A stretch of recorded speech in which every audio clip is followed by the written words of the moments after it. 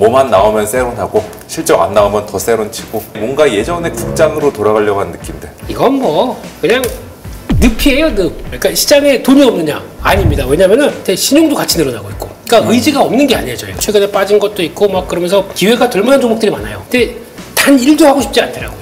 나중에 종가 보니까 들어왔으면 다 죽었어요, 오늘. 네. 이게 뭐 하는 겁니까, 이게? 그동안 한창 보여주다가 갑작스럽게 방향을 틀어버리니까 투자자들 입장에서는 의심을 할 수밖에 없는 그렇죠. 거고, 지금 여기에 좀 신뢰가 좀 약간 기스가 난 것 같습니다. 어떻게 보면 재원이라고도 할 수 있지만 여기에 대해서 좀 이번엔 과거보다는 좀 더 귀를 기울여줘야 되지 않을까. 매매를 해서 보유하고 있으면은 배당으로도 생활할 수 있을 정도로 만들어 주신다면서요. 그렇게 하고 싶습니다, 저도. 이제 한국 증시에 대한 어떤 밸류업을 좀. 시장의 체감상으로는 많이 빠진 것 같은데 아직도 3,150선 위에서 저희가 놀고 있으니까 네. 이것도 지금 정부 입장에서도 숙고를 해야 된다.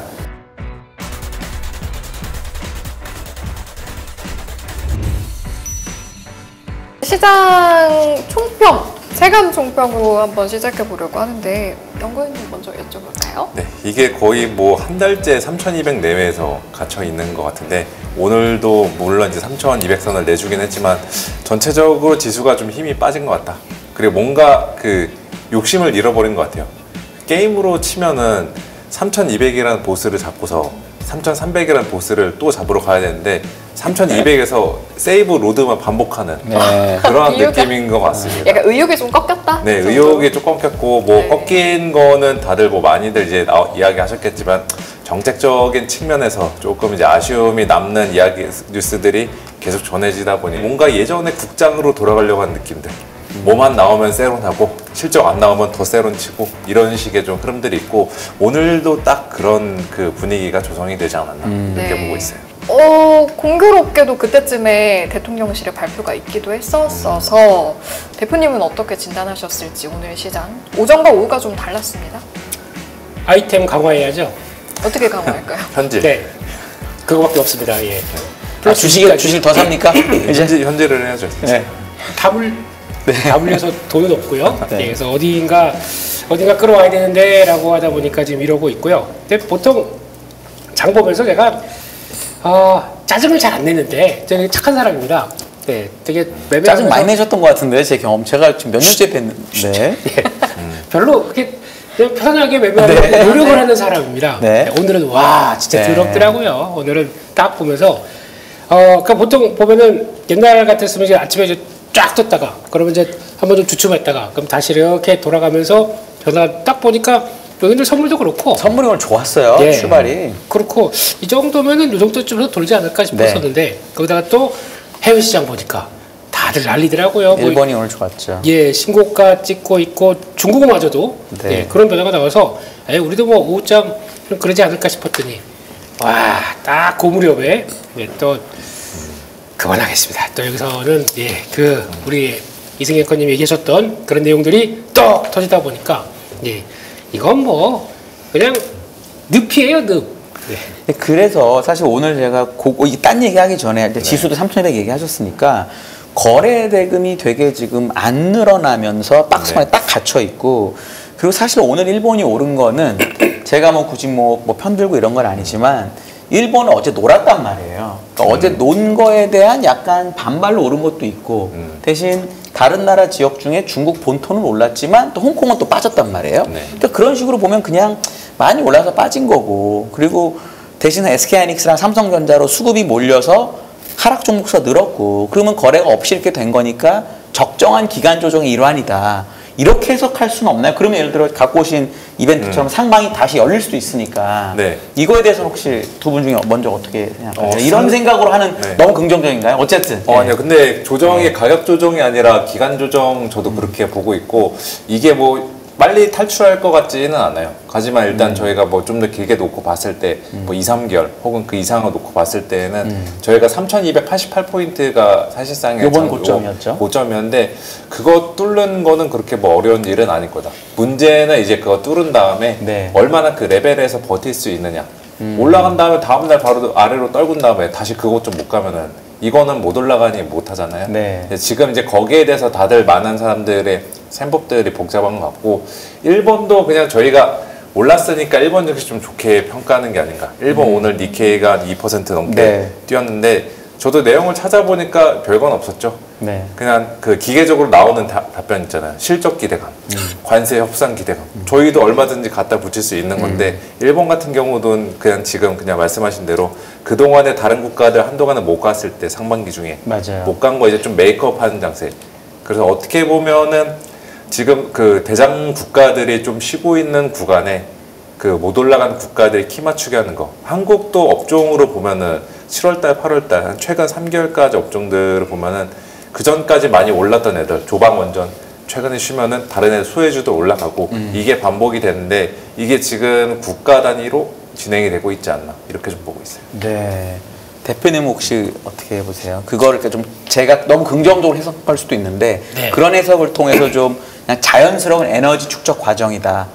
좀 너무 과한가요? 그 반대로 네. 저희가 어제 쉬었습니다. 네. 오늘 딱 열렸다고 하더라도 똑같이 됐을 거예요. 저희는 예, 일본처럼 그렇게 가는 게 아니라 네. 우리도 시작했다는 두루룩 밀렸을 거예요. 그러니까 한국은 한국만의 증시를 한국의 정책 이슈가 엄청 중요한 건 맞다. 여전히 그렇게 보시는 거죠? 심리적으로 그래. 그러니까 시장에 돈이 없느냐? 네. 아닙니다. 왜냐면은 예대금이 한번 쭉 빠지다가 다시 돌아와요. 네. 지금 68조 때까지 다시 돌아옵니다. 한 65조 때까지 쭉 빠지다가 그렇게 돼 있고, 근데 신용도 같이 늘어나고 있고. 그러니까 의지가 없는 게 아니에요, 저희가. 네. 매매해볼 만한 의지는 충분히 있습니다. 그리고 오늘 같은 날도, 그러니까 이렇게 오전장 이렇게 보고 있으면은 옛날 같았으면 그렇죠. 이렇게 자 이렇게 되면 아유 그러면 오해 기회가 있겠다 싶어서 보니까 종목들 최근에 빠진 것도 있고 막 그러면서 기회가 될 만한 종목들이 많아요. 네. 근데 단 1도 하고 싶지 않더라고요. 근데 제가 보기 11시에서 12시 요 사이 때는 네. 이렇게 갔다 이렇게 조정을 받더라고요. 네. 요때 사실 되게 하고 싶은 느낌이 나긴 났었거든요.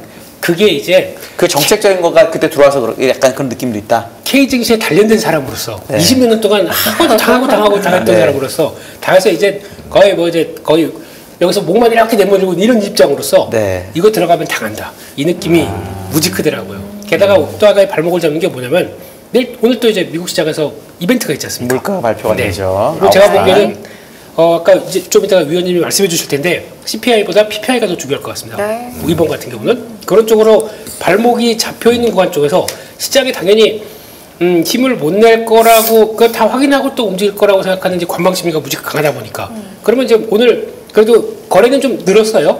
늘었는데 보통 요새 이제 높은 레벨은 아니더라고요. 좀 한 6개월 차트로 딱 그려놓고 보니까. 예. 근데 그것 빼고는 나머지 좀 그러니까 저희가 보통 보면은 어차피 이제 대형주 매매하는 게 아니고 저희가 이제 대형주부터 이제 중형주급 이제 자기가 좋아하신 내 나름대로 좋아하는 급들 있지 않습니까? 그래서 이제 실적 발표 이제 거의 이번 주에 마무리가 될 거고 거기서 좀 플레이할 수 있을 만한 의지마저도 다 꺾어버려요 오늘요. 그래서 들어가면 죽는다 이 생각 때문에 그래서 할까 말까 하다 그냥 이걸 참는 게 제일 중요했는데 나중에 종가 보니까 들어갔으면 다 죽었어요 오늘. 네. 이게 뭐 하는 겁니까 이게? 그냥 너무 긍정적으로 제가 얘기한 게 좀 긍정 편향에 가깝다 이렇게 대표님 보시네요. 이게 답답해서 제가 위원님한테 이제 어떻게 여기 소주 알겠습니다. 이런 심정으로 보고 있습니다. 예. 네. 네. 이제 말씀하시는 중에도 CPI 이야기도 나오고 뭐 세제 개편안 이야기도 나오고 했는데 순차적으로 좀 여쭤보면 세제 개편안 이야기가 네.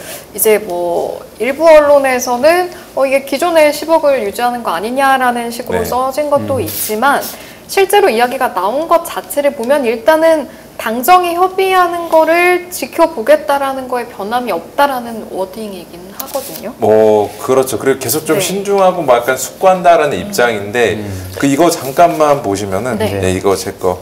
그 지금 세제 개편안 내에서 지금 뭐 쟁점이 되고 있는 가장 노이즈가 많이 나오고 있는 게 대주주 양도소득세 그렇죠. 이거인데 이거 같은 경우를 보시면 뭐 10억 원 원안 저희가 7월 30일에 발표했던 거 10억 원도 네.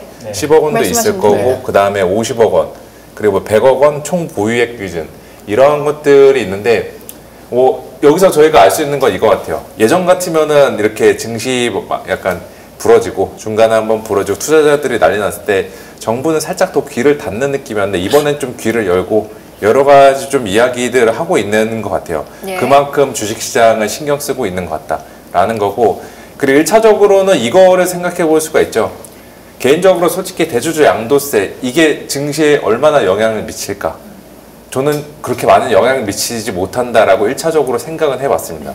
왜 1차적으로라고 강조를 했냐면은 이거 차트 한번 보시면은 예, 이게 그 2010년 이후로 한번 지난 뭐 대략 15년 정도죠. 이게 개인들의 평균적인 코스피 코스닥 월간 순매수 패턴인데 저기에서 보는 것처럼 확실히 개인 투자자분들께서는 연말에 좀 매도 물량들을 많이 나오죠. 이게 뭐 여러 가지 뭐 연말로 갈수록 뭐 내년도에 대한 전망의 불확실성 혹은 뭐 트럼프 리스크나 실적에 대한 뭐 불확실성 이런 것들도 있는데 정황상으로 보면은 답은 야, 저 대주주 양도세 요건 그렇죠. 피하기 위해서 매도 물량 던지는 거다라고 판단해 볼 수가 있죠. 그래서 진짜 실제로 개인들은 이제 세금에 대해서 민감하기 때문에 이런 좀 전략적인 매도 작업들을 하게 되는데 오른쪽 가서 보시면은 증시랑은 솔직히 상관은 없잖아요. 그러니까 연말 이게 그 오른쪽이 그 코스피 코스닥의 월간 평균 수익률인데 오히려 연말에 시장의 수익률들이 좋습니다.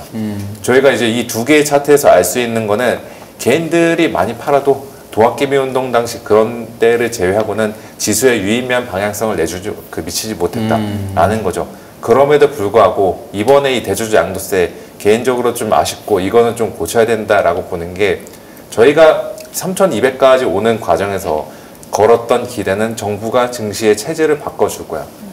코리아 디스카운트 해소할 거야. 이건데 그동안 한창 보여주다가 갑작스럽게 방향을 틀어버리니까 투자자들 입장에서는 의심을 할 수밖에 없는 거고 지금 여기에 좀 신뢰가 좀 약간 기스가 난 것 같습니다. 그래서 이 부분에 대해서도 지금 뭐 어떻게 보면 재원이라고도 할 수 있지만 여기에 대해서 좀 이번에는 과거보다는 좀 더 귀를 기울여줘야 되지 않을까라고 보고 있죠. 그래서 50억 원 정도까지만 다시 원한대로 한다고 하더라도 뭐 그냥 시장은 그래도 이제는 좀 이 정도면 그냥 만족해. 여기서 환호는 하지 못할 것 같아요. 네. 예, 이렇게 좀 저도 개인적으로 50억 원대로 다시 그냥 원복할 것 같습니다. 네. 이제 앞으로도 어떻게 될지는 지켜봐야 하는 부분입니다만 일단은 오늘 오전 발표돼서는 살짝 의견을 전해 들은 것 같아서 만약에 뭐 그대로 10억을 유지할지 50억으로 돌아갈지는 모르겠지만 50억으로 돌아갔을 때 시장의 반응 가정하고 좀 예측을 해본다면 대표님은 어떻게 보세요? 그냥 이제 편안한 수준으로 가는 거죠. 예측할 수 있는 수준으로 가는 거죠. 이렇게 예측 불가능한 수준으로 가는 게 아니라, 그러면 이제, 그럼 정상적으로 매매도 되겠네라고 하는데, 거기다 이제 또 뭐 글로벌 증시가 어쩌고저쩌고 그러면 또 그대로 또 당하긴 하겠지만, 근데 그럴 때는 뭐, 제가 핑계도 못 대요. 핑계는 못 대지만, 그래도 바탕은 마련해주고 가셔야 될 거 아닙니까? 그리고 좀 데이터상으로는 그래요. 지금 우리 위원님 보여주신 것처럼, 결국에는 수급이 이렇게 바뀌기 시작하면서 거기서 또 외국인들 들어오고 지수상으로 큰 변화가 없다고 하더라도 저희는 안에 있는 섹터나 종목을 매매하는 사람들이지 않습니까? 맞습니다. 그거 보게 되면은 초토화돼요. 그러니까 다 기억해보셔서 그 두 달 사이에, 그러니까 누가 먼저 팔어 이거에 나오기 시작하게 되면 일단 저도 그러니까 만약에 아무리 주식시장에서 그럴 거 나올 것 같다고 하더라도 한 절반 정도 갖고 있어 보세요. 그러면 절반 정도가 수익률을 다 끌어내버려요. 그렇게 되면은 거기서 그러면 이거 기다려서 밑에서 받으면 되지 뭐라고 하는데 일단 그렇게 되는 순간에는 사람의 의지라는 게 있지 않습니까? 매매라는 의지 다 꺾여버려요. 다 꺾여버리고 거기다 그러니까 내가 알고 있는 그러면 이게 기회라는 것을 한두 달만 참으면 된다는 것조차도 잊어버리게 돼요. 시세 보고 있다 보면. 그게 이제 가장 그런 거죠. 왜 그런 걸 반복해야 됩니까? 그게 이제 가장 큰 변화기 때문에 그런 거고 또 그냥 그랬으면 좋겠어요. 그냥 처음부터 그러니까 밸류업 하겠다고 하는 이제 계획들 쪽에서 쭉 나온 것들 그러면 이제 이번에도 똑같이 뭐 세제 개편 쪽에서 나왔던 것들 쪽에서 배당 관련된 얘기도 왜 또 쑥 들어갔냐고요. 그렇죠. 그것도 같이 그대로 해주고 그대로 해줘야 그래서 그러면 우리도 뭐 예전에 그 얘기 있었지 않습니까? 그냥 매매를 해서 보유하고 있으면은 배당으로도 생활할 수 있을 정도로 만들어 주신다면서요. 그렇게 하고 싶습니다, 저도. 그런 것도 같이 그러니까 좀 같은 방향 쪽으로 갈 수 있게 해주셔야 그래도 이제 한국 증시에 대한 어떤 밸류업을 좀 하는데 이제 중간중간에 그런 건 있겠죠. 당연히 좀 간두봤다가 좀 이게 약간 좀 운전할 때 또 이쪽으로 좀 빠졌다가 다시 원길로 돌아오고 이 사람 사는 일이다 보니까 그럴 수는 있겠죠. 간을 좀 많이 보고 있는 것 같기도 한데 어떻게 보면 정부 입장에서 시장 빠질 때마다 원하는 거 다 들어주는 것도 리스크한 선택일 수도 있으니까 여러모로 상황을 지켜보는 것 같아요. 그리고 시장의 체감상으로는 많이 빠진 것 같은데 아직도 3,150선 위에서 저희가 놀고 있으니까 이것도 지금 정부 입장에서도 숙고를 해야 된다. 이 판단들을 내리게 만드는 것 같지만 그럼에도 정책의 연속성과 신뢰성 차원에서는 어느 정도 이제 시장의 목소리는 귀를 기울여야 된다. 저는 이렇게 좀 생각하고 있습니다. 그럼 시장이 빠져야 되는 겁니까? 정부에 빠질 수는 있겠죠. 근데 뭐 외적인 요인으로도 빠질 수 있겠죠. 가령 뭐 관세라든가 오늘 CPI라든가 실적이라든가 이걸로도 빠질 수는 있을 것 같은데 저는 뭐 개인적으로 예전보다는 하방은 단단해졌다. 이렇게 말씀드리고 이거는 뭐 뒤에서 좀 이야기 드릴 수 있으면 네. 이야기 드릴게요. 알겠습니다. CPI 얘기하셨는데 오늘 이제 9시 반 우리나라 시간으로 물가가 발표가 되는데 저는 왜 이렇게 이번 물가에 사람들이 관심을 갖나 생각을 해보니까 이제 9월 FOMC에서 금리 인하를 결정한 네. 보소라고 사람들이 생각을 해서 그렇잖아요. 네. 위원님 보시기에 물가가 얼마 나오면 도망가야 되는 건지 얼마까지는 괜찮은 건지 시나리오별로 얘기해 주시면 어떨까요? 그냥 뭐 컨센 자체가 일단은 그 헤드라인 기준이나 뭐 코어 기준으로 보면은 지난달보다는 높게 나오는 걸로 잡혀 있는데 2.8인가 뭐 2.8 그렇더라고요. 지난달이 뭐 2.7이었고 예. 헤드 그 코어가 3.0 지난달에 네. 뭐 2.9 이거였으니까 컨센에 부합하게 나오면은 그냥 뭐 지나가는 이벤트. 이제 얼마나 컨센은 상회하냐 하회하느냐인데 개인적으로 0.1% 포인트 상회 하회는 이것도 유의미한 영향을 미치지 못한다라고 보고 있어요. 왜냐하면은 이 정도까지는 어떻게 보면 시장에서는 이 정도 나오더라도 다음 달 것도 중요하지 않을까. 왜냐하면 7월 달까지는 보편관세 영향만 반영이 되는 거고 이제 9월 달에 발표되는 8월 CPI는 상호관세 영향까지 네. 반영이 되니까 못 나와도 행복회로는 돌릴 수 있죠. 예.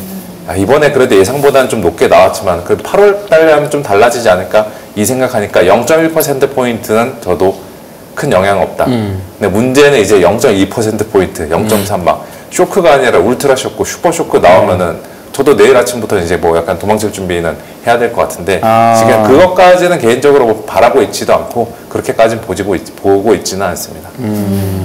대표님 저는 이 물가를 다르게 여쭤보고 싶은데 네. 사실 우리가 물가 지수를 뒤에 한 자리만 딱 주잖아요. 네. 그래서 만약에 요번에 이제 통계국장이 미국이 바뀌었단 말이에요. 예를 들어 2.8이 컨센서스인데 네. 2.84가 넘으면 2.8이고요. 2.85가 넘으면 2.9거든요. 그렇죠. 그 정도 마사지를 해주지 않을까라는 기대에 대해서는 혹시 어떻게 생각하세요? 주식을 특히 더 오래 보셨으니까. 이런 것까지 생각해야 해야 되는 거 지금 너무 중시해서 혹시 그럼 어떻게 근데 생각하세요? 제가 느끼기에는 그래요. 네. 저는 0.1이라도 중요할 것 같습니다. 이번에는. 그런데 왜냐하면 2.84랑 8오면 0.01 차인데도 0.1 차이가 나버리거든요. 그런 것 때문에 올라간다. 그러니까 딱 나오는 숫자가 그러면 0.1로 올라간 거 아닙니까? 그럼 그러니까 2.9가 나와버린 거죠. 그러면? 그렇죠. 네. 예. 시장에서 민감하게 반응할 것 같아요. 아 어떤 이유에서? 왜냐하면 네. 시장이 올라 있기 때문에. 근데 미국장이 사실 올해 많이 오르긴 했는데 아니, 올해 별로 오른 게 사실 냉정하게 없거든요. 그러니까 이게 아직도. 위치상으로 다르더라고요. 네. 보통 보면은. 그러니까 만약에 어느 정도 좀 여러 몇 가지 요인 때문에 좀 밑에 있어요. 근데 그거 가지고 그건 미리 지금 자리가 여기 때문에 뭐라고 생각할 텐데 오히려 지금 그래도 지금 직전 고점 때 막 돌파하면서 갈 듯 말 듯한 이제 나스닥 기준으로 보면 네. 그런 자리 쪽에서 그렇게 나오면은 왠지 그냥 느낌이 그래 그냥 내 느낌이. 근데 그럼에도 불구하고 한번 금리 인하를 할 것 같긴 한데 왜냐면 워낙 지금 연준 위원들이 좀 약간 좀 성격이 좀 바뀌어가는 구조죠 지금요. 성격이 바뀌는 게 아니라 이제 눈치를 많이 닐 카시카리가 저는 금리 내린다고 얘기하는 거 보고 저 아저씨가 왜 저러시라고 생각했는데 거기가 이제 포인트인 것 같습니다. 바움만도 이제 3번으로 바뀌었더라고요 갑자기. 네, 네. 하여튼 그런 부분이. 그래서 하긴 할 것 같은데 근데 그러면 이제 뭐 한 번이나 두 번이냐 뭐 이런 차이가 또 나올 수는 있겠지만은 근데 저 지표를 보고 지금 이제 당장은 오늘 그럴 거 아닙니까? 이제 CME 페드와치 쪽에서 나오는 이제 수치 가지고 또 약간 좀 하면서 그럴 수도 있기 때문에 그러니까 짧게는 만약에 그런 수치 가지고 짧게는 지난번 8월 초 금요일 날 나왔던 그런 것처럼 네. 약간 단기로 이렇게 집중되는 경우도 나올 수 있겠다. 네. 그건 염두를 해야 될 것 같아요. 김민수 대표님 저희 네. 자료를 우리 아직 안 봤어요. 시장 정리하신 거. 네, 이거 볼 필요는 없어요. 그래서 뭐 간단히 시장은 많이 이야기했으니까 간단히 정리해 주시고 업종 오늘 강세 약세 업종 정리해 주시면 자연스럽게 좀 업종 이야기로 넘어가서 논의를 해보면 좋을 것 같습니다. 다 우리 앵커님은 계획이 있으시군요. 그럼요. 네. 항상 있습니다. 그렇습니다. 그래서 총대를 제가 먼저 매겠습니다. 감사합니다. 그래서 섹터만 보게 되면요, 강세 업종은 뭐 피팅 밸브 오늘 보니까 요즘 그래도 조선 기자재 쪽들이 자꾸 이제 들썩들썩 거리는데 오늘 하나 피팅 밸브 쪽에서 태광 가지고 또 리포트가 하나 나오면서 이제 이게 피팅 밸브가 또 그렇잖아요. 네, 연결시키면은 저기 원자력까지 갈 수 있고, 네, 그래서 뭐, 네. 그렇죠. 언제 갈 수 있습니다. 네, 맞습니다. 위험이 어떤지 맞는 말씀이세요. 네. 하나도 틀린 말 없습니다. 네. 그러다 보니까 이제 또 막 땡겨오기 시작하면서 하반기 돌아간다 그러면서 태광이 큰 빛, 예, 태광, 이게 또 쫙 올라가다 보니까 시장에서 좀 주도했는데, 종가는 못 지켰습니다. 그렇죠. 이거 의외로 증권주가 붙었어요. 증권주도 오늘 윗꼬리가 의외로 있더라고요. 근데 오늘 제가 이 증권 너무 여쭤보고 싶은 게 네. 증권주에서 오늘 제일 많이 오른 종목이 부국증권인가 그렇더라고요. 근데 네. 원래 뭐 너무 잘 알지만 어떤 업종에서 이제 점점 이제 찾다 이제 그런 느낌이 있어서 이걸 끝물로 해석할 수 있는 거냐에 대해서는 혹시 어떻게 생각하세요? 그거를 위원님께 먼저 여쭤보면 그렇죠. 어떨까요? 부국증권이 오른 거는 뭐 여러 가지 이유가 있을 것 같은데 뭐 자사주에 대한 좀 기대감들이 있지 않았나. 자사주가 많은가요, 그 회사가? 뭐 많은 편이 그렇군요. 그러면 어떻게 보면은 저희가 대입서 의무화 이런 거. 네, 그동안에는 뭐 이제 세제 개편안이나 상법 개정과 관련해서 이사회 주주 충실 의무, 그 다음에 이제 배당소득 분리과세, 대주주 양도세 여기 가지고서 치고받고 싸우는데 아직 이제 기다리고 있는 게 자사주 소각 의무화 법안이니까 이쪽에 대한 좀 선제적인 베팅 수요도 있지 않았나 좀 조심스럽게 생각을 해볼 수가 그러면 있죠. 추가로 간단히 여쭤보면 네. 정책에 좀 민감하게 반응하는 이런 업종들은 앞으로 좀 어떻게 접근해야 될까?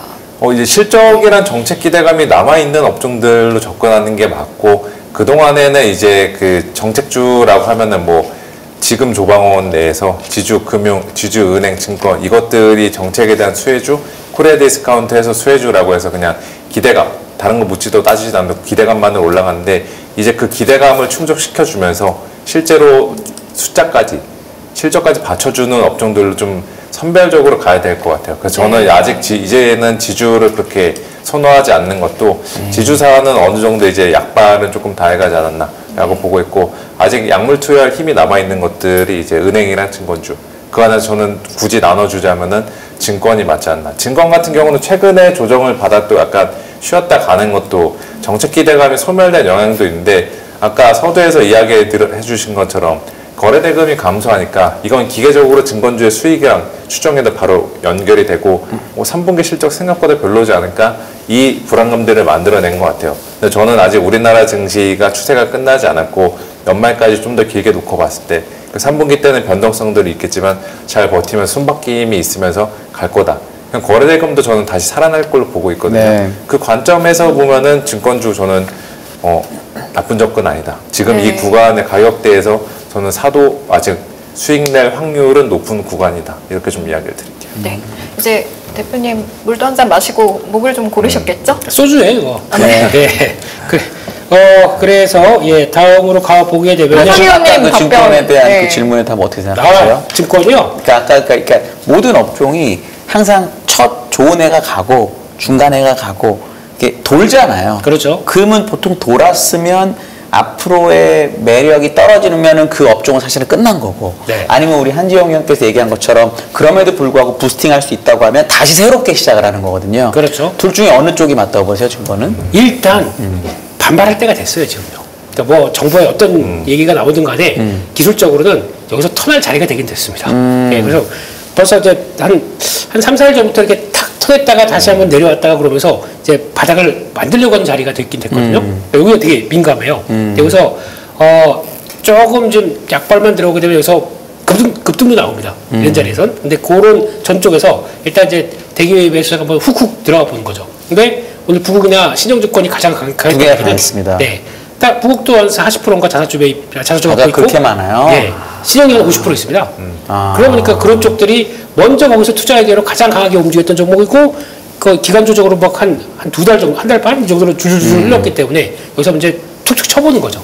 쳐보다가 뭔가 응답한다라고 생각하게 되면 그때부터 이제 변화가 나오기 시작하는 거겠죠. 근데 그런 전 단계다 보니까 이거 좀 되게 민감한 게, 그래서 그러면 이게 시작됐다라고 생각해서 먼저 들어가잖아요. 또 당할 수가 있습니다. 오늘도 꼬리가 위에 좀 있었어요. 그렇죠. 그러니까 예. 위에서 사는 분들은 오늘 좀 슬프셨을 것 같아요.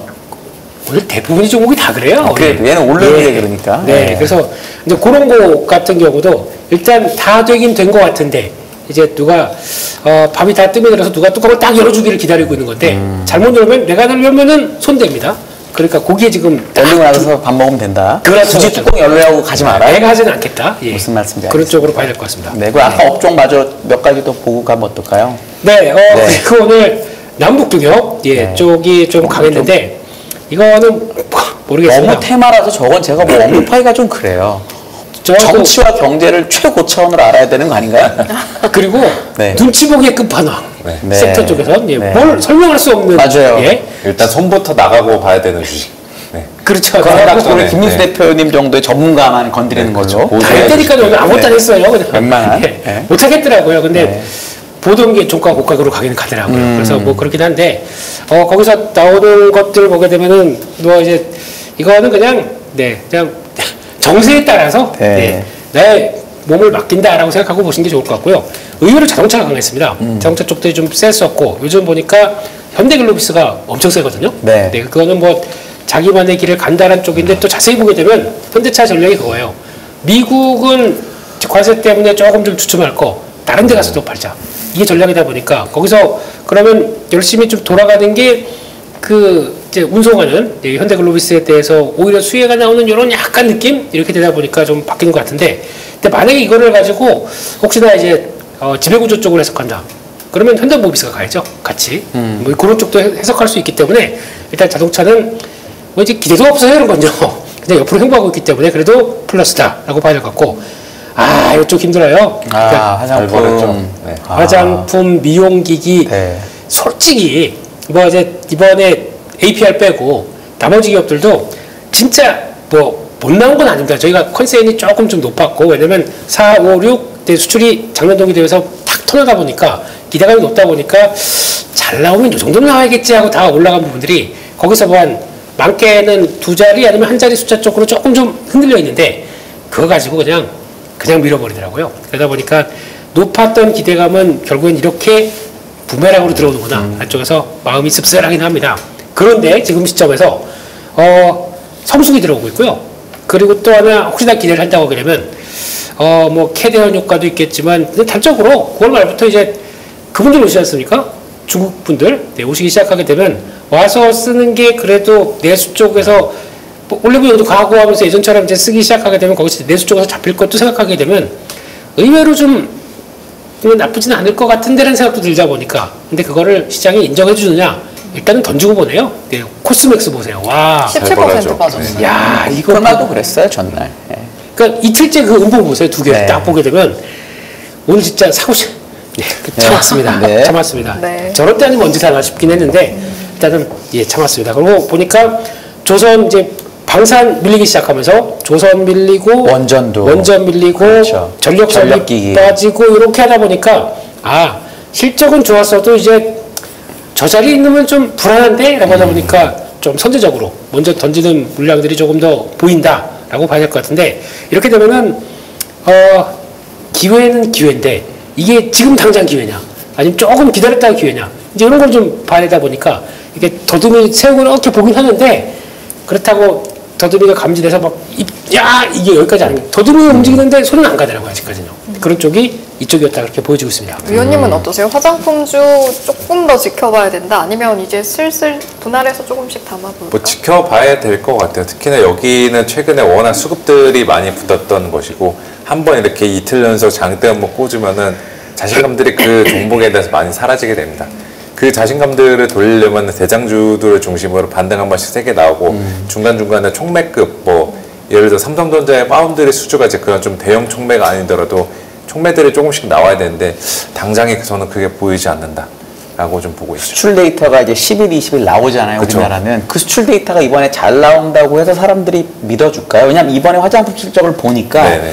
매출액을 미스한 게 아니라 네. 뭔가 무슨 비용이 있다고 뭐 이러면서 뭐 자꾸 일회성 뭐 밑에서 이런 것들, 네. 깨졌어요. 근데 저도 애널리스트 생활을 오래 했지만 한국 기업들은 일회성이 아닌 경우가 의외로 많거든요. 맞죠.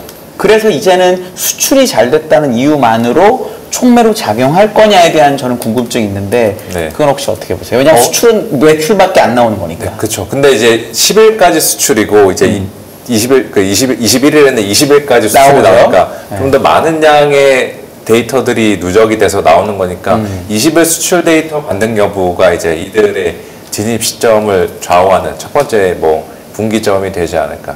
이렇게. 매출만 잘 나와도 사람들이 다시 믿어준다. 그렇죠. 그 그렇겠어요. 탑라인 성장 같은 경우만 나온다고 하더라도 그것도 이제 반등의 촉매는 될 수가 있는 거죠.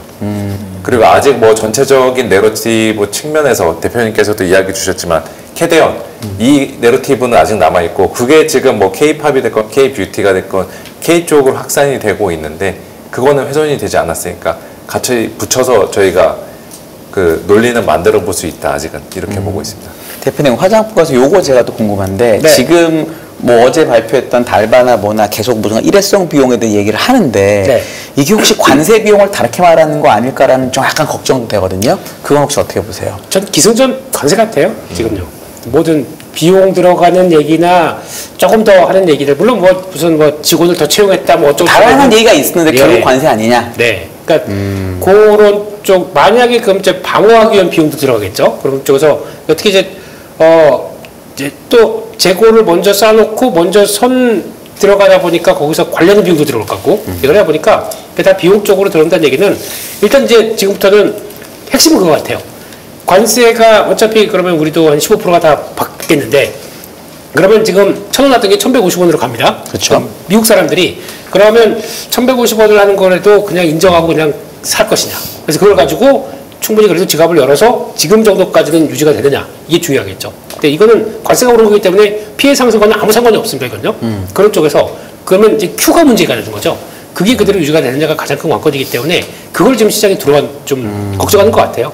그럼에도 불구하고 아유 한국 거는 못 참지라고 하게 되면 그때 또 바뀌겠죠. 근데 그거 확인할 시간이 필요합니다. 그러니까 저는 20일 뭐 이 데이터보다도 조금 더 걸릴 수는 있다고 생각이 들죠. 네, 그래서 그거는 보고 근데 확인되면 이쪽은 진짜 그래요. 또 올라와요.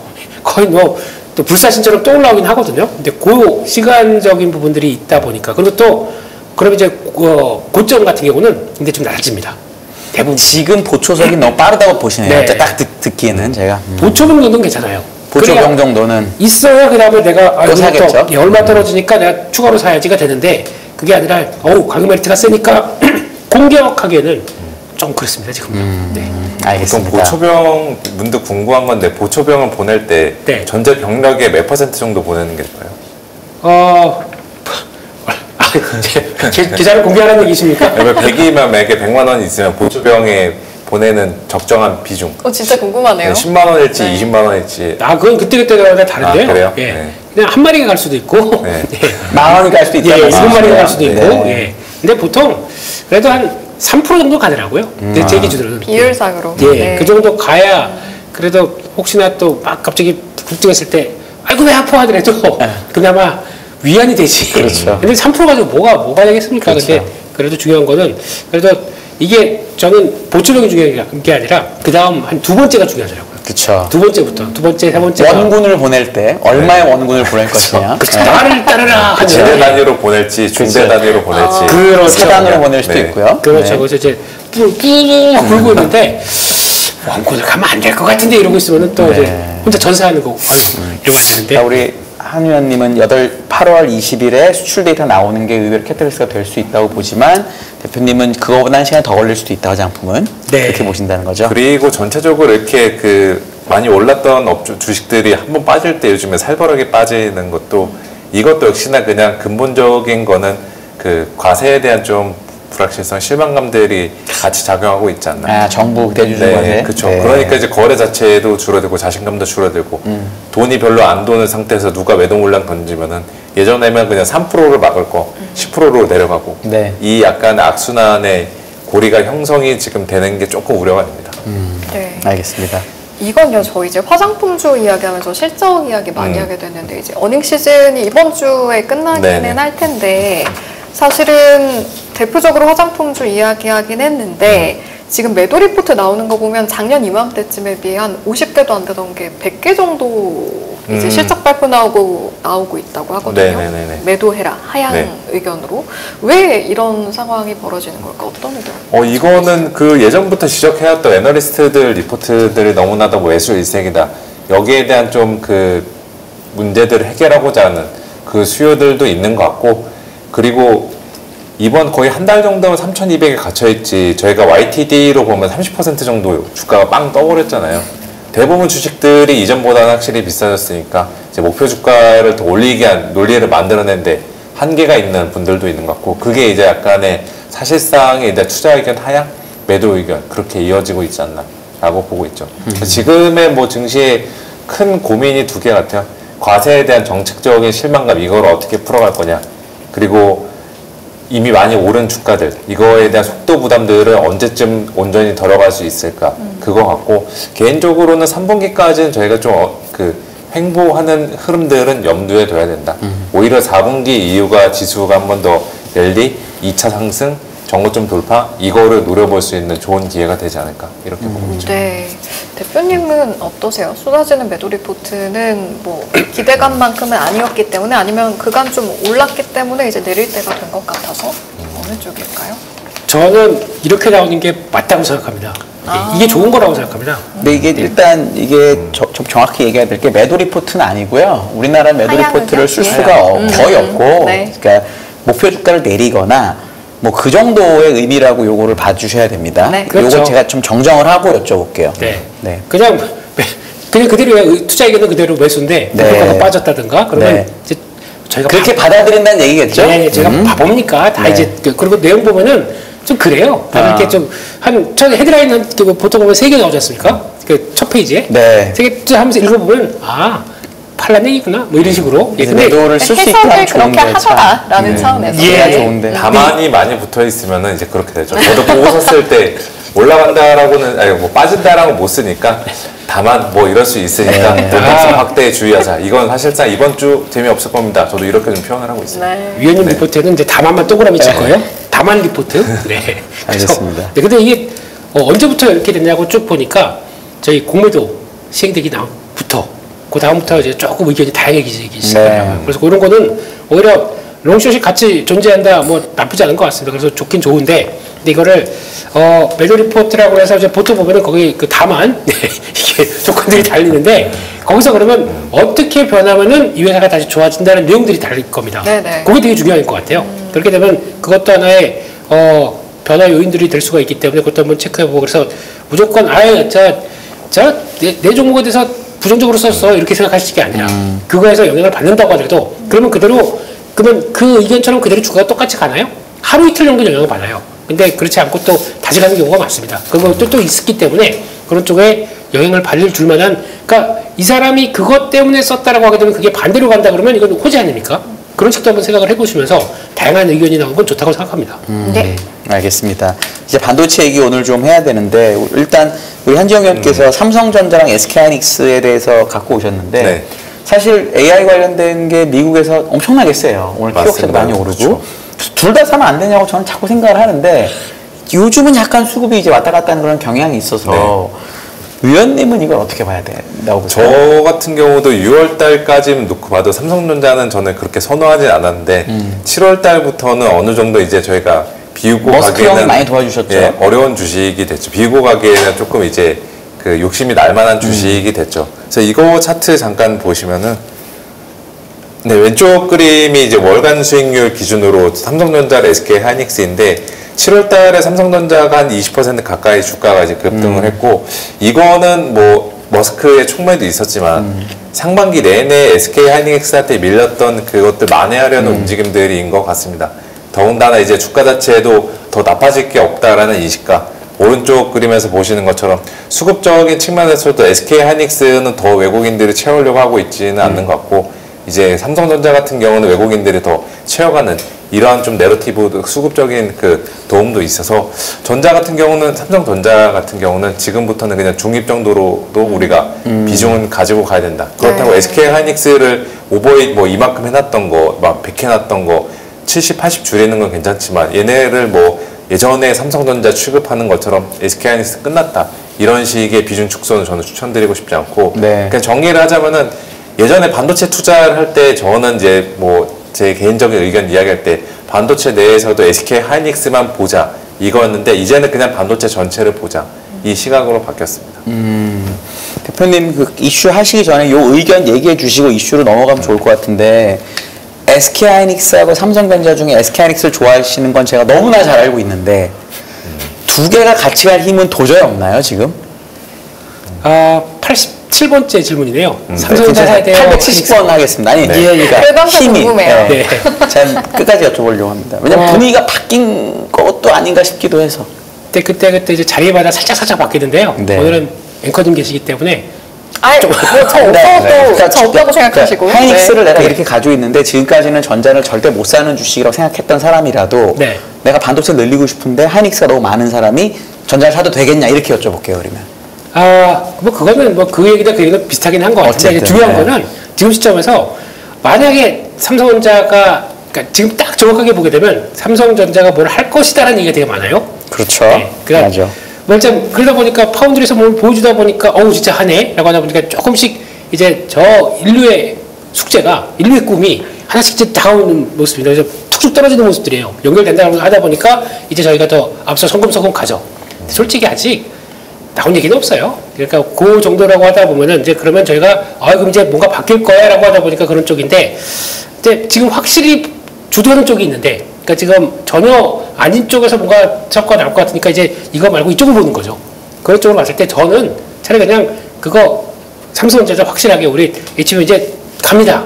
이거 합니다. 이런 쪽으로 했었을 때가 레벨업 되는 과정이라고 생각하고 있기 때문에 예전에 삼성전자 딱 두 가지 말씀드렸어요.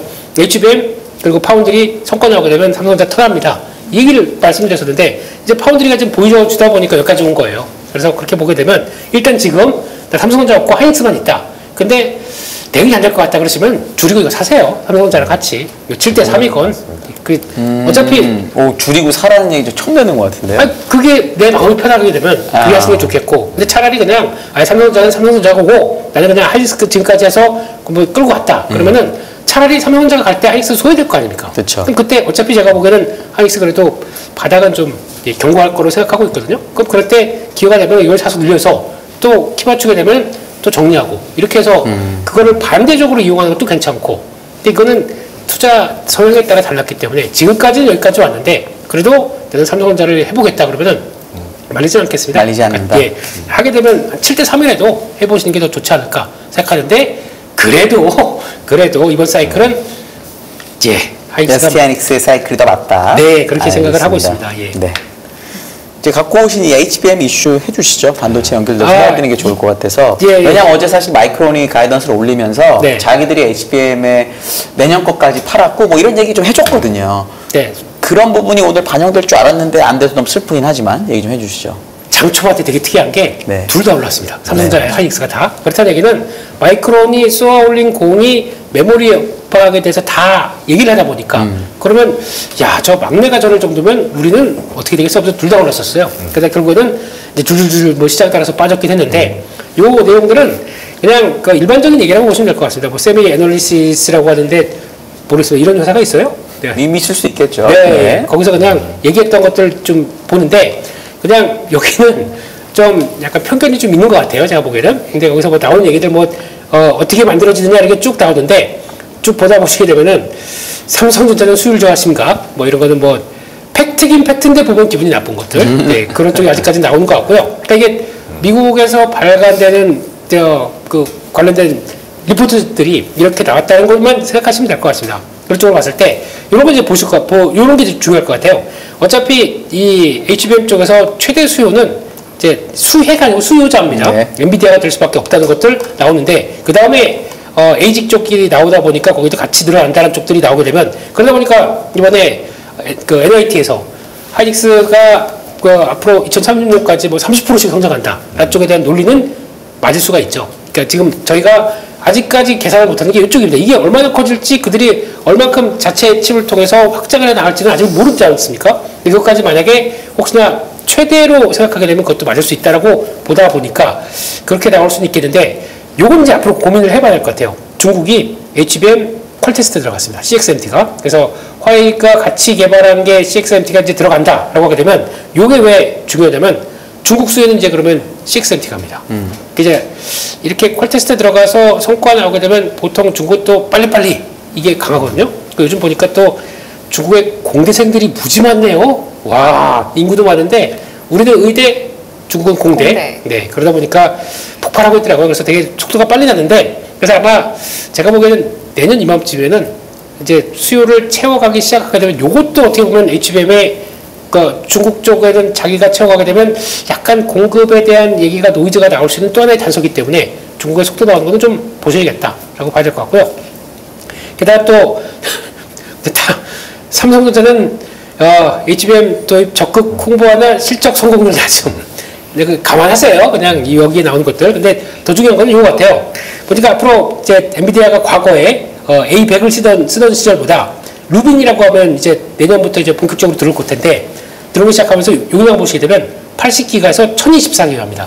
얼마가 늘어나는 겁니까? 이게 배수가. 그렇기 때문에 거기 나오는 것까지 플러스 에이지까지 치게 되면은 생각보다 더 커질 수 있다라고 하는 것들이 지금 나오는 얘기인데 그렇구나 라고 생각하시면서 이거는 이제 중요한 거는 삼성전자가 들어왔었을 때 HBM이 그러면 고급 이제 늘어나면서 가격이 어떻게 바뀌든지 이거는 지금 모건스탠이나 골드만삭스가 계속 얘기하는 거기 때문에 그쪽으로 가는지 아니면 Q가 더 커져서 무시하고 그냥 그 뉴욕타임즈가 얘기했던 것처럼 계속 30%씩 성장하는지 그게 이제 점점점 또 가시화가 되겠죠. 그거에 따라서 하이닉스가 더 크게 가느냐 아니면 삼성전자가 그 틈을 타고 또 HBM을 나도 플레이어다라고 가느냐 바뀔 수가 있겠죠. 그건 이제 조금 더 봐야 될 것 같습니다. 네, 알겠습니다. 반도체 이야기를 해봤고 업종에 대한 이야기 저희 계속해서 함께 하고 있는데 이제 오늘 가져오신 자료 이슈를 보면 그 중에 하나가 업종에 대한 대응을 하기가 꽤 난이도가 높다라고 평가를 그렇죠. 해주셨거든요. 뭐 일주일 단위가 아니라 일간 단위로 오늘 오른 거 내일 빠지고 이런 식의 패턴들이 반복이 되고 있고 큰 틀에서 보면은 지금 이거 같아요. 최근 이틀 동안 조방원전 빠지니까 이제 얘네들은 주도주로서 끝났다. 이제 비주도주들 그동안에 이제 안 봤던 이제 삼성전자도 그렇고 2차 전지도 최근 세다 보니까 2차 전지나 그리고 바이오까지도 꿈틀하고 있는데 이쪽으로 봐야 되지 않나라는 이제 고민들의 기로에 놓여 있는 것 같습니다. 특히나 이거 잠깐 보시면은 이것도 예전에 중간중간 한 번씩 업데이트해서 보여드린 건데 그 위쪽에 있는 게 6월달에 코스피 업종 그 26개 업종 수익률이고 그 다음에 아래쪽이 이제 그 7월달에 수익률인데 그냥 직관적으로 데칼코마니죠. 네. 6월에 올랐던 거 7월에 싹 다 빠지고 6월에 빠졌던 거 7월에 올라가고 근데 이게 저는 구조적인 시장의 그 색깔의 변화 주도주의 교체 이거는 아닌 것 같아요. 그러니까 7월달에 이들 업종들이 올랐던 거는 저희가 당시를 반추해 보면은 일단 차트상으로 이평선 정배열 이쁘게 돼 있었고 또한 그 관세에 대해서 상호관세 어차피 협상할 거니까 낮추거나 없어지겠지 이런 식의 좀 관세에 대한 민감도를 낮아지니까 그러면은 뭐 주도주 조금 쉬더라도 수혜주도 우리가 한 번씩 매매를 해보지 않을까 그 수요들이 하나둘씩 몰리면서 이렇게 6월달과 7월달에 엇갈린 결과들을 만들어냈는데 그 과정에서 개인적으로 저는 포트 각자 가지고 있는 투자자분들의 계좌의 비중이 굉장히 좀 애매해졌을 것 같아요. 조선방산 주도주 비중 많이 실은 것도 아니고 그렇다고 지금 소외주였던 2차전지나 삼성전자 같이 이 비중도 많이 실은 것도 아니고 애매해진 것 같은데 네. 지금 시점은 포트폴리오를 한번 저희가 재정비를 해야 된다. 그러면 어떤 식으로 정비를 해야 되는데 지금 시장을 둘러싼 환경이 어떤 업종들에 유리한지 다시 한번 생각해 보면 좋을 것 같아요. 7월 달에는 제가 잠깐 이야기 드렸지만 지수 추세 자체도 살아있고 관세에 대한 불확실성도 별로 없었고 매크로 데이터들 잘 나왔었죠. 5월, 6월 달 데이터 잘 나왔었죠. 근데 지금 8월로 넘어가서 9월, 10월 한 3개월 정도만 놓고 보면은 관세 불확실성은 다시 높아질 것 같습니다. 매크로 데이터, 관세 충격 어떻게 될지 모르니까 사람들이 계속 지켜보려는 수요가 있을 것 같아요. 그러면 우리는 어디로 다시 조금 가야 될까라고 보면은 이 결론은 내려볼 수가 있죠. 조방원전 아직은 우리가 내릴 때는 아니다. 지금 많이 밀리긴 했지만 이들 여기서 쉽게 비중 줄였다가는 이후에 중간중간에 나올 수 있는 업사이드 리스크 관세 무풍주가 그래도 최고구나 이 구간에서 아쉬움을 남길 수 있지 않을까라고 좀 생각하고 있죠. 지금 유리한 환경에 처해있는 업종은 무엇일까라는 질문을 던졌을 때 그리고 조방원전을 내릴 때일까라는 질문을 던졌을 때 대표님은 어떤 의견이세요? 지금 위원님은 아직 내릴 때는 아니다라고 의견 밝혀주셨거든요. 그래서 위원님이 오늘도 국방색 옷을 입고 오셨습니다. 네. 방산을 국방색입니까 저게? 네. 그런 걸로 하시죠. 네. 네, 그런 걸로 하겠습니다. K9 색깔 뭐 이런 거. 예, 위장색을 네. 예. 얼굴도 그런 거 네. 아니고요. 예. 얼굴도 위장 크림 바르고 올게요. 자, 3절은 안 가겠습니다. 네. 근데 완전히 비슷한 의견입니다. 지금 반대로 보게 되면, 그러니까 지금 이제 요즘 보니까 또 2차전지 쭉 움직이다 보니까 2차전지 또 엄청 많이 얘기를 하시더라고요, 지금요. 자세히 보게 되면 소외됐으니까 올라오잖아요. 그럼 소외됐으니까 올라오는데 올라오는 걸 보게 되면 저점 대비해서 LG에너지 솔루션 같은 경우도 저점 대비해서 한 40% 50% 올라왔을 거고요. 40% 넘게 올라왔을 거고 또 뭐 LNF 같은 경우 60, 70% 올라왔습니다. 그럼 이것도 저희가 이제 그냥 한 2, 3년 동안 소외되다 보니까 이제 돌아오면 계속 가야겠지라고 하지만 가장 중요한 거는 열어주는 게 뭐 이번에 또 가장 얘기 많이 나온 것 중에 그게 있잖아요. 그 피해 상승이라고 해서 또 리튬 가격 막 올라오는 것 가지고 구조조정한다는 거는 그냥 피해 상승입니다. Q까지 갖다 붙여야 되겠죠. 근데 Q의 상승이 일단 ESS 가지고 지금 우리가 한다는 것 가지고 그만큼 우리가 알고 있던 그 예전에 그 빅픽처를 다 설명할 수 있겠느냐? 조금 모자라겠죠. 그럼 전기차는 아직 조금 좀 헤맬 거고 거기서 Q를 보강하는 것까지 나와야 P 돌아가고 Q 움직이는 게 같이 붙어져야 2차전지에 대한 강한 예전만큼의 그러면 밸류를 이제 끊어올 수 있습니다. 막.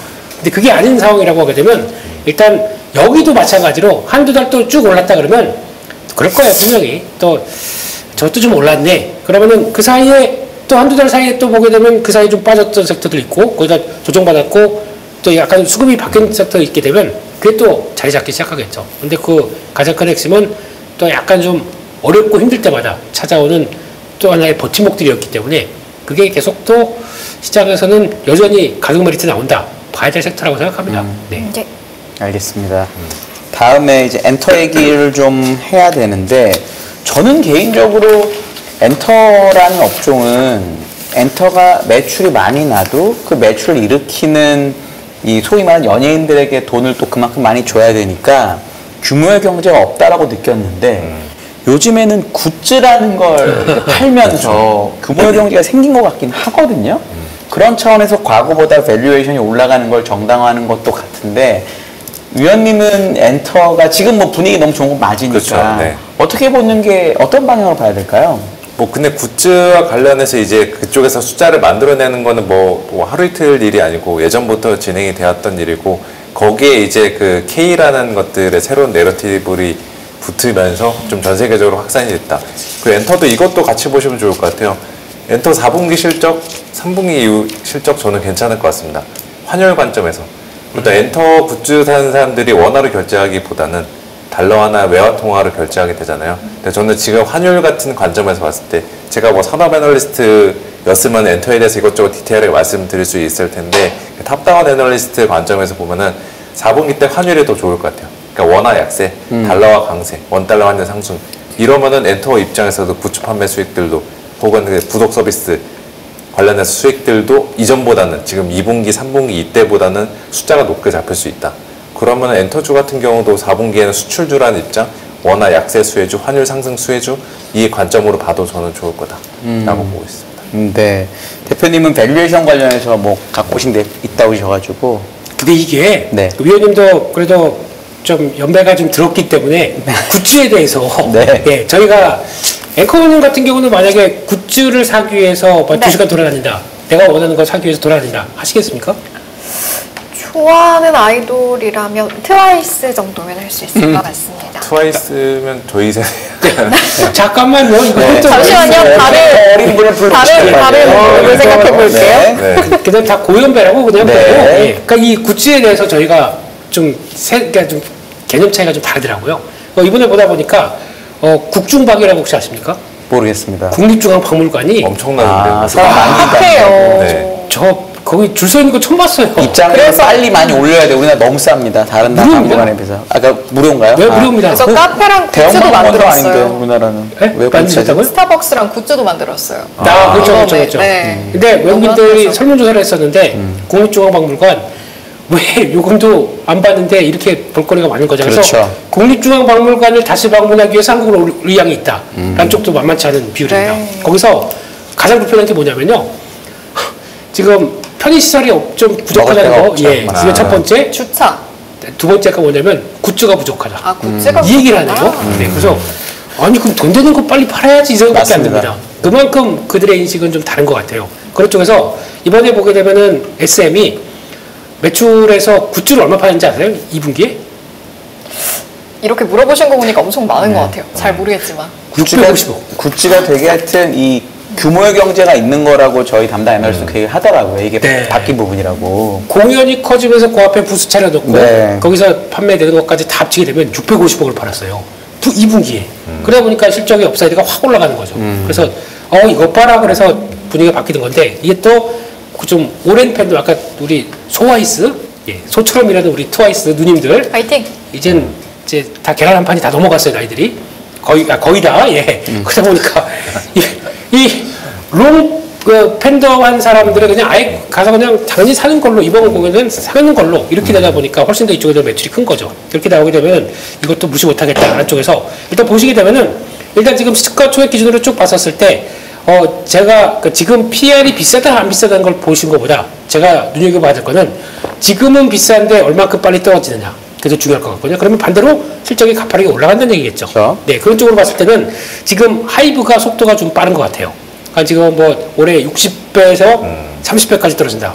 또 이제 방탄소년단 복귀하면 이게 무지하게 난다 이런 거죠. 네. 그렇죠. 네. 네, 그런 쪽이고 상대적으로 SM은 오래 많이 가는데 좀 정체된다 이런 쪽들이고 근데 이제 아마 SM은 카카오인터가 역할을 좀 해줘야 되지 않을까 개인적으로 그렇게 네. 보고 보고 있는데 그렇게 보고 있고 JYP도 안정은 돼 있는데 아직은 뭐 그렇게 드라마틱한 쪽은 안 나오고 JYP의 아직 약점은 지금 스키즈 외에 또 좀 추가로 뭔가 좀 그 뭐죠 킥플립 혹시 아세요? 엠믹스합니다.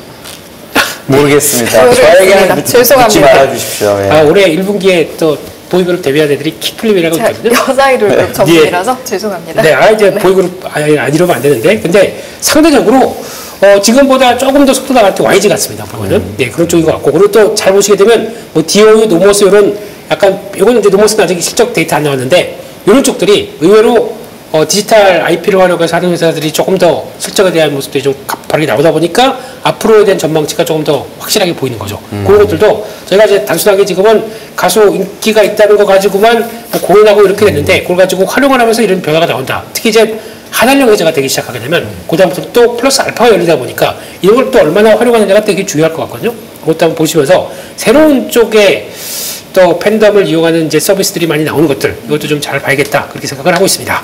네. 네. 지금 시간이 1분 정도 남아서 살짝 애매하지만 짧게 좀 질문을 던지면 게임주 이야기 잠깐 하면 어떨까 싶은데 NC소프트 오늘 보니까 네. 급등했습니다. 10%? 네, 그렇죠. 10%에 올랐던데 게임주에 대한 간단한 이 게임주 NC 급등도 소외 성격이 강했던 것 같아요. 소외주들이 더 나빠질 거 없는 상태에서 실적이 잘 나오니까 그게 이제 시장에서도 합리적인 뭐 나름의 가격 프레싱 한 것 같고 게임주는 그냥 게임 섹터로 보면 안 될 것 같아요. 이거는 다 개별 뭐 그 사업자 느낌으로 저마다 각자의 신작 스케줄과 그 판매량 데이터 순위에 따라 거기에 따라서 주가가 서로 간에 달라지니까 그 관점으로 봐야 되지. NC 오늘 실적 서프 나왔다고 야 이제 앞으로 게임 섹터 보자. 게임주로 수급 몰릴 거야. 이런 식의 판단은 좀 그 리스크할 수 있지 않을까 이 말씀입니다. 30초 남겨뒀는데요. 실적 잘 나온 시프트업 보세요. 그 스텔라 블레이드 가지고 뭐 글로벌 매출 뭐 1위 찍었다고 막 그러던데 오늘 주가도 왜 빠집니까? 그거랑은 또 차원이 다르거든요. 그러니까 지금 잘하는 것과 앞으로 잘할 거라고 기대가 막 펼치는데 아이온이죠? 그 NC소프트 이번에 네, 맞죠. 하반기에 내놓는다는 거. 뭐 그게 모르겠습니다. 이제 여기까지 너무 제가 NC소프트를 부정적으로 보는 것 같아서 근데 잘한답니다. 넥소도 바다에서 은근히 많이 올랐어요. 많이 올랐어요. 네. 예, 그래서 그냥 NC소프트 화이팅! 화이팅!